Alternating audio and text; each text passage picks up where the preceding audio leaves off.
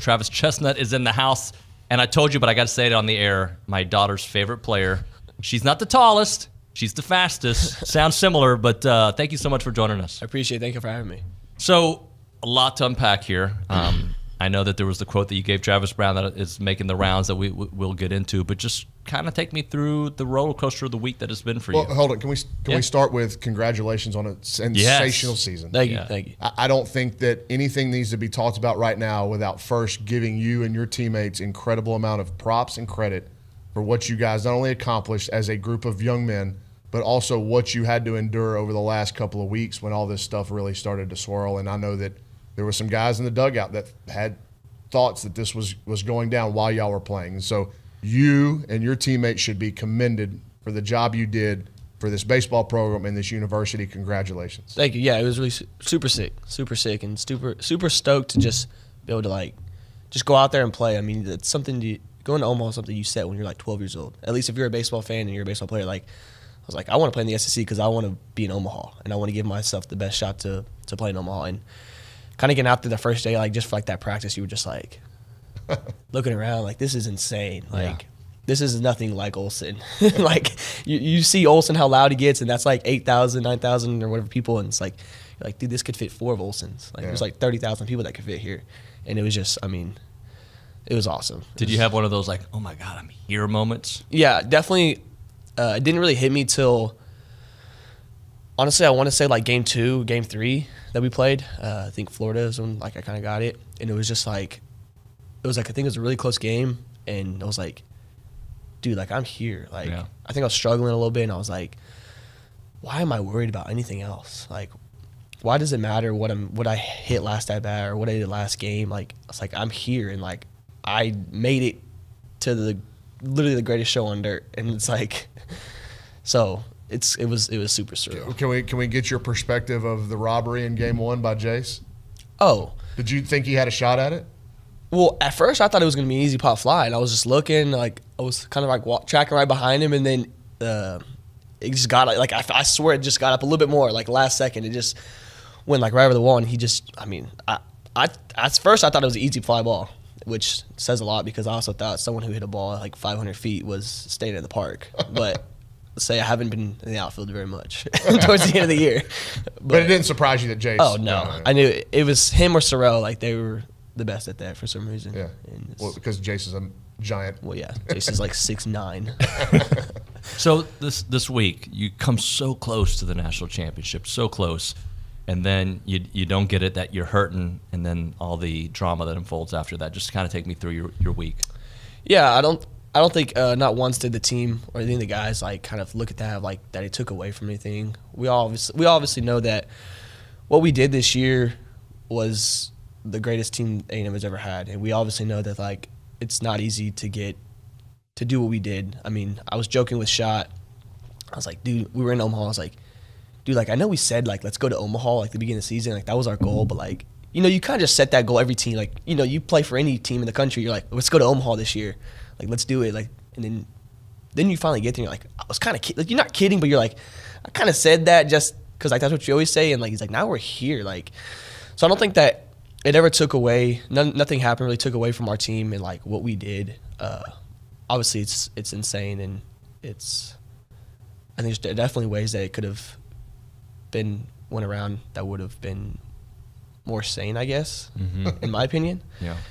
But the guys, this is a great group of guys, and last year's team was awesome. This year's team was just 20 times better and just 20 times different, and just the aspect of team chemistry, having each other's back, wanting each other to win, and that's all you can really ask for, I guess. When you heard the news that Jim was leaving, just your immediate thoughts, was there any kind of anger, betrayal feeling?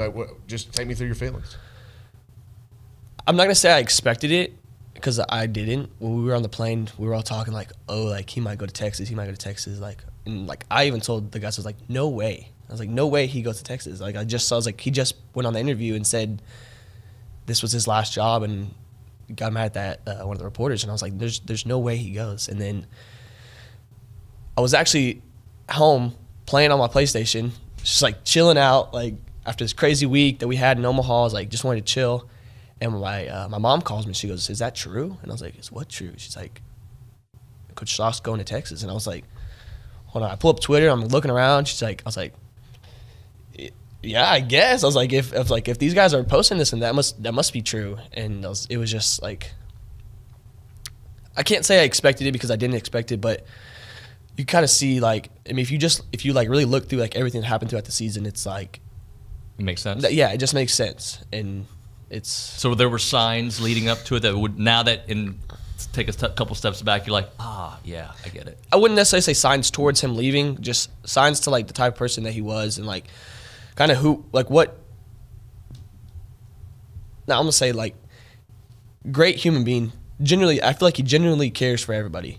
Like there would be times where I went to his office and we could have a heart to heart and talk, and it'd be a great conversation and things can go good. I just think it was more of like everything, all the stuff that he did in the past was like kind of led to like how much of he just couldn't control his emotions. Yeah. And it was just like when things were going wrong, things were going wrong. And I think he's told several reporters that he's a sore loser. He's terrible at losing, and I think it goes along with terrible at losing and terrible at watching bad baseball. And that's kind of when like the worst. That's when he came out to me the worst, was whenever we were either doing bad, I was doing bad, or we lost a game. What do you think that did you feel like in y'all's run to this thing that there was ever any kind of doubt creeping in from the players that this could be happening? Or I mean, I know y'all are focused on the ultimate goal. But yeah. Like it's hard for me to sit there and look at it and say, how does he not have one foot out the door? And like, how is he giving y'all everything? The only reason why I don't think he had one foot out the door is because he personally has never won in Omaha. And I think the issue with that was, and this could be totally wrong, this is just my take on it, I think he wanted to win Omaha for the sake of his career. And which is, this could be wrong, this is kind of what I think of it. All year long he preaches team first, team last. Like if you don't get your pitch, you don't get this, that bat, pass it to your buddy behind you. Pass it to your team behind you. So I think that, not that we lost. I mean, he had nothing to do with it. I mean, we're the players. I think that he wanted to win for himself and for his career, and which might not be true. I'm sure he has a take on that. I'm sure he wanted to win. He was going to say he wanted to win for the team, which he might have. But obviously, when you have that idea in your head that you're leaving, like there's no way you're truly bought into 100% to something whenever you have an idea of you leaving. I mean, I think the same way for the job. Like, if I'm doing construction or if I'm working at Walmart and H-E-B goes to hire me, like I'm like, I'm worried about H-E-B. Like, what do I care about Walmart for?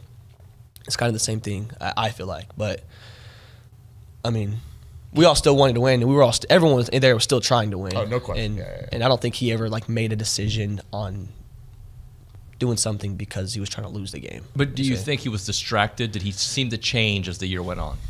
I never caught change. Well, I say that. I guess there's rumors or that people are saying that like ever since the Georgia series is when he had agreed to it. And stuff started going around. And up to the Georgia series, I was playing really good baseball. I think Georgia's when my last home run I hit, and after that is kind of when I started getting not belittled, not just like strict coached is what I would call it. Just kind of. Which I thought it was like pushing me, and like me and my family would talk about it, and it was like maybe he thinks like that's how you learn, and that's like your driving force is like kind of like how he talks to me. And I mean, I think it's just more of just, I don't know if it was anything changed. I think that from Georgia on is when I started to kind of hit a little slump, and the team did too. And I mean, we played. Who was after? I forget the series after Georgia. It was LSU. Yeah. And then we obviously we're like, okay, we're gonna go down there and we're gonna win, and we didn't hit good, and then we played Ole Miss, and we didn't play good, and then which that could be baseball. Yeah. I'm not gonna sit here and say that that's his reason, but I guess there's a little bit of evidence behind it, but I never saw anything personally really that changed, and I think he wanted to win because he's a winning coach, and his ultimate goal was winning. Do you feel like going to Texas is a slap in the face though, because it is our rival? 100%. I mean, I grew up in Austin. I'm from Pflugerville, about 10 minutes from Austin. And I'll be honest, I grew up a Longhorn fan. I mean, all my family's Longhorns, and coming to A&M wasn't weird because I was never like a diehard Longhorn fan. Right. Like, I went to the games and stuff here and there, but coming to A&M, like, you truly like instill that like you're an Aggie, and like you're doing anything Aggies, and with the fan base and with the people that you have around us are like, you want to be an Aggie because of how people treat you here. And I do think that if he would have gone to any other place, it would have been kind of the same thing just because of the way it was handled. But I think Texas was like 100 times worse. Like, right. It was like, holy, because now you're not like, as the baseball team, you're not really that mad he went to Texas because the rivalry's there, but it's more of like, we're going to beat them because they're another team, and we don't like them because they're trying to beat us. But, I mean, yeah, it's just, to go there was just kind of, just blew my mind. I thought there was no way. I'll tell you that. Well, you said your family were Longhorns. Are they Aggies now? Yeah, most of them are. Most of them are. Most of them they say they wear an A&M shirt for A&M games. Okay. But it's actually funny. My uncle, this past week in Omaha, they did an RV park, and they brought like an RV down there because it was just I guess they liked it more beneficial. And we're playing cornhole, and the cornhole boards are Texas Longhorn cornhole boards. And I was like, dude, really? We couldn't have like painted these over or put some couldn't have like covered up for like 2 days maybe. I think that's a great depiction of what this state is. Yeah. Like and that's why the 12th man has been so emotionally charged by this. But yes, if he would have left and gone anywhere, it would have been, people would have been upset. But the fact that the way he did it and where he went has really fired up this group of Aggies. Yeah. Hey, and I don't want to make too much light of the quote that you gave Travis Brown about him not being a respectable man, but I assume him putting you on blast on national television, like, and I don't know, did he put his arm around you after, like, that's not his style? No, I mean, yeah, I bunted with 2 strikes, and everyone in the country, Parker McCollum even loved it. So, like, if you make Parker McCollum mad, I feel like it's hard to make, doing something cool for Parker McCollum is pretty cool. And the problem is I searched for a good job, and I searched for a kind of like a father figure. Approval. Yeah, just like I wanted to be great, and like I wanted to do everything to just better the program and to be the best person myself. And I always searched for a good job. We would get the lineup card. The best player of the game would get the lineup card, and I would tell Mike early, I was like, dude, I want that card. Like, I want to win it one time. I won it one time last year was when I hit the home run against Missouri. But I wanted that card this year. Like, I wanted to play. And I swear, every time I had a really good game, it was like Braden Montgomery hit 4 home runs or something crazy. Or like I went like 4 for 4 with like Georgia. The time I should have won it was Georgia because I had 2 home runs. The last one being we were down by 9-0 or whatever, and we came back and won. And I was like one of the first home runs and the last home run. And I was like, I wanted that card so bad, but it was like not like we went straight to the locker room after that game because we had the doubleheader. And I was like, dude, like I wanted that card. Like, why can't we just huddle up and get that card? And I don't know if it was in spite of me, but like I played for his approval, and I played to just get a good job every time. Like. The thing I wanted the most was after I scored or after I just did some crazy stuff on the bases, I wanted to go in there and just give him a big high five. And like it wasn't always the big high five. It was always just like, right, good job. And that's kind of where I never checked out. I'm not gonna say checked out, but that's kind of where I was like, dude, like this is like you're supposed to be like. I looked to my baseball coaches, all of them. Every coach I had is like a father figure, and I just could never could get it from him, and that kind of sucked. Hey, we have to hit a break. Can you stick around for like a short segment after this? 100%. All right, Travis Chestnut, more of him here on TexAgs Radio. Sometimes Schloss would like air you out on interviews, and You take me a little bit through that, because you had a dialogue with him about, hey, dude, like I'm your player. Yeah. Early in the season and even last year, there would always be these interviews. My parents would send me the interviews, my stepdad, and it was, good stuff. And then the reporter would say, hey, talk us about Travis Chestnut, and talk like why, blah, blah, blah. And his response was always, yeah, he just can't steal first base. He can't hit. And I always saw them. I was like I said, I always wanted just to prove him wrong and just to do that. And so whenever I went to have a meeting with him, right before the Wagner series, right before I started, I was like, hey, I brought a whole bunch of points, a whole bunch of things to him on the situation, on everything, like throughout this season and last season. And I told him, I said, I don't appreciate you going on interviews and telling people that I can't hit. I was like, that's not fair to me. I said, because all the stats that I have from the fall and the 20 at-bats I have last year does not say that I can't hit. I was like, I was one of the best hitters in the fall, I would say. And he said, he's like, okay, yeah, like, I'm sorry, I don't mean to do that. And that was fine. He didn't really do it. Well, instead of him going on interviews and saying that, he just decided to just tell me instead. And he would tell me all the time, like, he would ask me, like, buddy, what are you doing? And I'm like, trying to, I'm playing. Like, he's like, you just got to get on first base. Like, why can't you just get on first base? Just hit. You can't hit. Like, you just don't know what you're doing because you can't hit. And it's like, and like hearing that from like someone who you look up to, like, I looked up to him. It was just like, that's what lowered my confidence. And I'll tell you, in the College World Series, I struggled. I struggled with confidence, which I think you can visibly see in my at-bats. I struggled with just at the plate in general. And I had an at-bat. Well, I had several at-bats where I struck out, but I had an at-bat. I struck out. Actually, hold that thought. Where we last left it, I asked you about some of the times he would talk about you and how it affected you, and then you were getting to a real juicy spot. So you take it from wherever you think is the right point. Yeah. So I think I was at the point where I struck out an at-bat. Went to the dugout. I was never like an emotional strikeout guy. Like, some guys throw their helmets and get all upset and whatever. To me, it was never that. I took about 10 seconds, took a couple breaths, and then took my helmet off, and like I was fine. And then, so that, whatever, I get to the dugout, no one says anything, like no one ever does. Get to the dugout, breathe, take my helmet off. Third out's habit, I go out to defense. I play center field. I think it was like a really quick inning, like nothing really happened. I go back into the dugout, and I think I went out we hit to defense one more time, came back in. So it's been 2 innings now.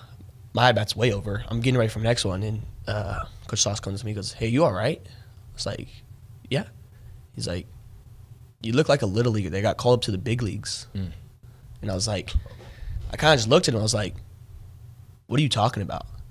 He's like, you just can't hit. You can't hit. And I was like, and I just turned around and walked away. I just walked because I was excited for the next at-bat. Because every time you go up to the plate, you're like, this is the at-bat I'm going to get a hit. Like when you're struggling, like you're like, this is my at-bat. This is the one I'm gonna hit. And then he tells you that, and you're like, okay, well, maybe I can't hit.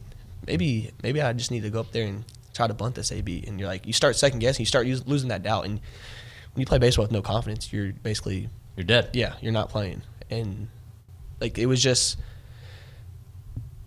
hard to go up there to that next at bat. I mean, once he said that to me, I was kind of like not starstruck because like he's said a lot of things to me, and throughout the season.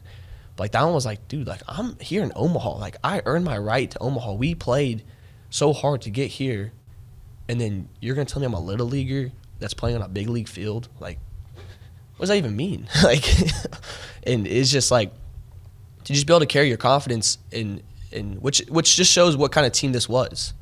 To be able to push through a lot of the things and to be able to just in one ear out the other. And I mean that's I think that was the most important thing that we had on this team. But thank goodness you had teammates that probably picked you up, right? 100%. Yeah, I mean that's what I love. Ollie, I love Shot, and just for the fact that they were like, I didn't have much say so. I mean I wasn't like there's someone better than me on the team. I'm sure, like but with those guys saying it. It was like it made me feel good because I was like thank God. Like, I think I'm not the only one that thinks this is crazy.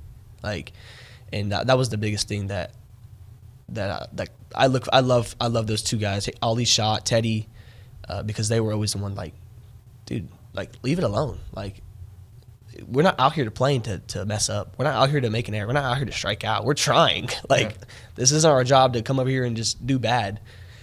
And I think the players truly got that, and that was the biggest thing.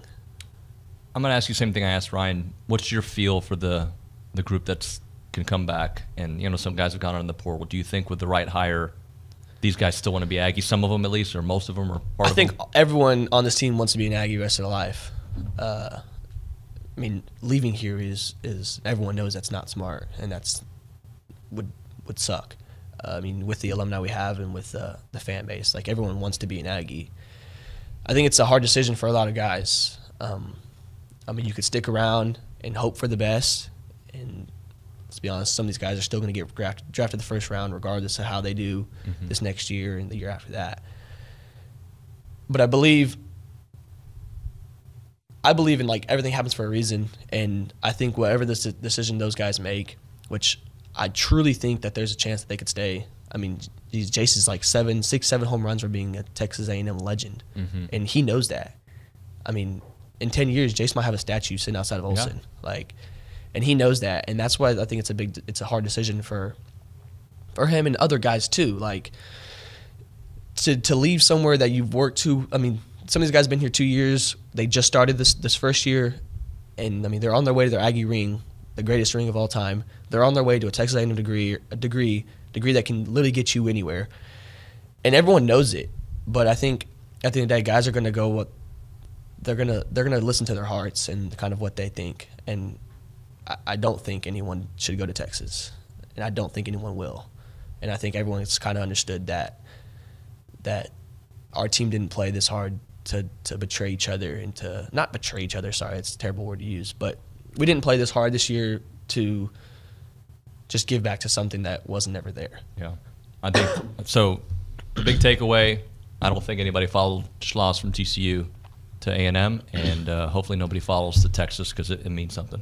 You're gonna say something? No, man. I think that we appreciate you coming in. I know that the last 3 days has been a whirlwind for you, for your teammates. That doesn't need to be there because of what you guys accomplished. And so, again, like we told Ryan Prager, like, the fan base has been just echoing and echoing and echoing. You guys should be commended for being part of the best baseball team the school's ever seen, and one of the best athletic seasons in Texas A&M history. You were a part of that, and you did stand in center field in Omaha with this team, and you did transition positions when the team needed it, and you did work while you wait, and you got your shot, and you played really well. And if it wasn't for that oblique, who knows what the stat line would have looked like, right? Exactly. So, and it's not just you. It's Caden Kent had to deal with the same kind of stuff, right? Work while you wait, and he got his opportunity and made a legend out of himself here. So you guys, your and teammate, even Targo, absolutely. And we could go on and on about. God deserves the world. He does. Ryan Targach is off the charts human being. But you guys, I want to commend you again. Congratulations on a great season. The people around here that matter, of consequence, will remember this team forever. Thank you. Hey, thank you for coming in. Yes, and sir. just know you can do broadcasting, bro. You want to come hang with us anytime, right? Be a part of the team. What's your future like? What do you see? I mean, I'm waiting for the draft, see what happens there. Hopefully sign a later round, maybe a free agency. Hopefully NCAA will approve my COVID year as we deserve. Yeah, I'm 100%, brother. Thank you so much for coming in. Thank you, Travis.